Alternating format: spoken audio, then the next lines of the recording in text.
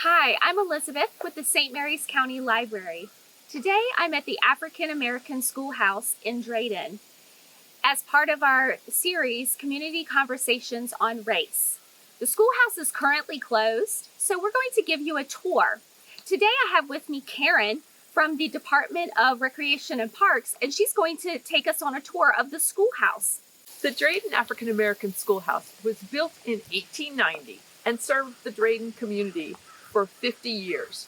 It finally closed its doors in the early 1940s, sending its remaining students up to Jarvisville. That's now what is called Lexington Park. The school is one of the best preserved examples of African American one-room schoolhouses in the country and is one of the few one-room schoolhouses in St. Mary's County. Unlike many of the others, this schoolhouse has never been dramatically altered and has never been moved.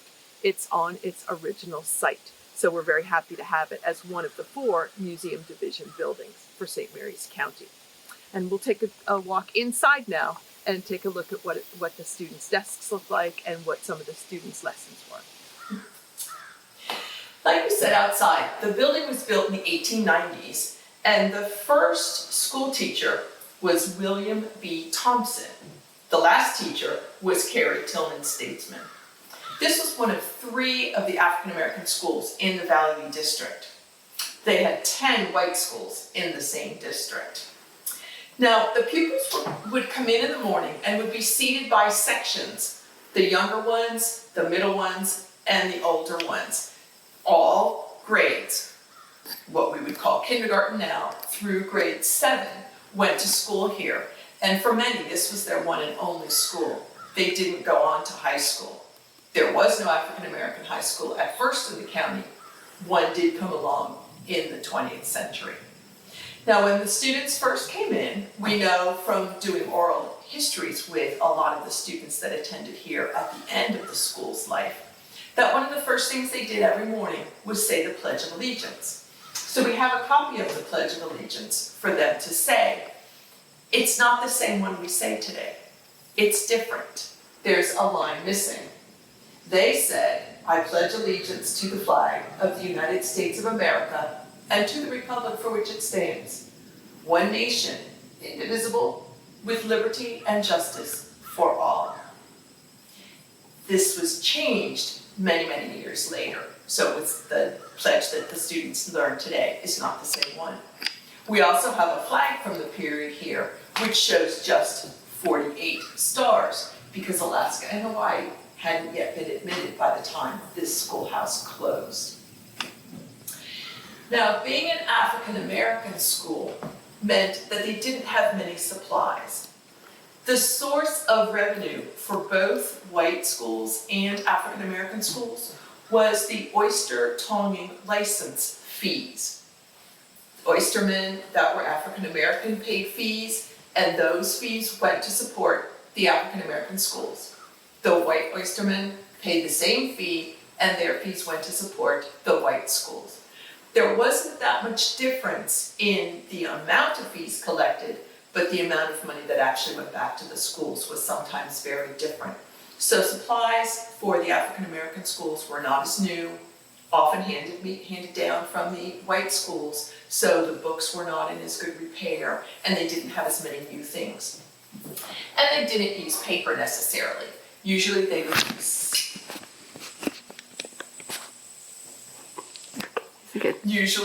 use slates and chalk and do their lessons. And sometimes the students would go up to the board to work on a group lesson as well. And you'll see on the board there's 3 different assignment areas, and the teacher would make assignments for each of the different grades according to their abilities, and sometimes have the older students help the younger students. Now, we know one of the activities, again from a description by a student who attended here, was a map exercise. So we have a map of what the territories of the United States looked like when there were only 48 states. At the end of Drayden's life, at the beginning of Drayden's life, there were 44 states and 4 territories. So on this lesson, the teacher might have the youngest students just color in the territories. those are the areas marked with words. So that would be easy for the youngest students. The middle grade, she might ask them to color in all of New England. The older students might be asked to not color anything in, but to write the names of the states in. So she could take, or he could take the same lesson and teach it 3 different ways to the different age groups that were here studying. Also, when it came to penmanship, the youngest students would learn how to write their name in straight block letters. Thomas Maddox was 6 years old and attended in grade 1. Carol Fenwick was 12 and in grade 7, so she learned how to write her name in cursive lettering. And when we have students and guests come in, we will do this exercise with them and have them practice writing their name on the slate, either in block letters or in cursive letters, depending on how old they are and what they're doing. Many of the students brought their lunches from home in pails such as this, and even the teacher would bring hers or his, unless they lived close by.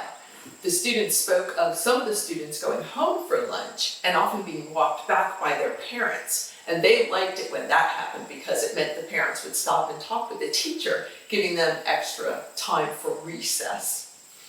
And the teacher often would bring things to supplement the students' lunches. And if it's in a pail like this, you could put it on the stove and heat it up. And there's a story of one teacher that would bring eggs in.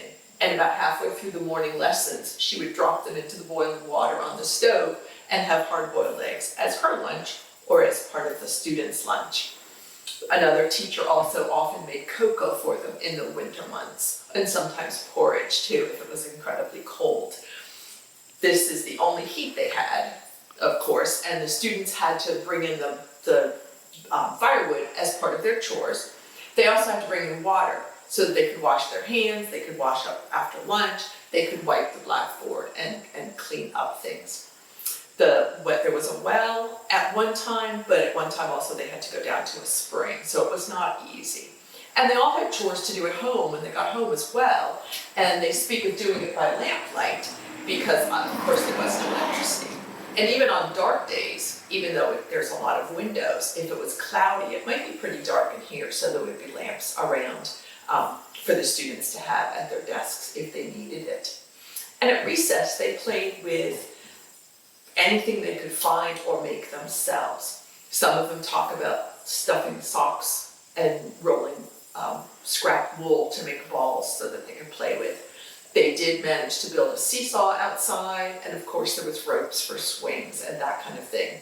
And some of the girls talked about just going and collecting blackberries and standing around at recess eating their blackberries and enjoying that kind of a time away from their lessons. The school days were set by the state. There was a board of superintendents, just like we have today, but they were different in the white schools and the African American schools.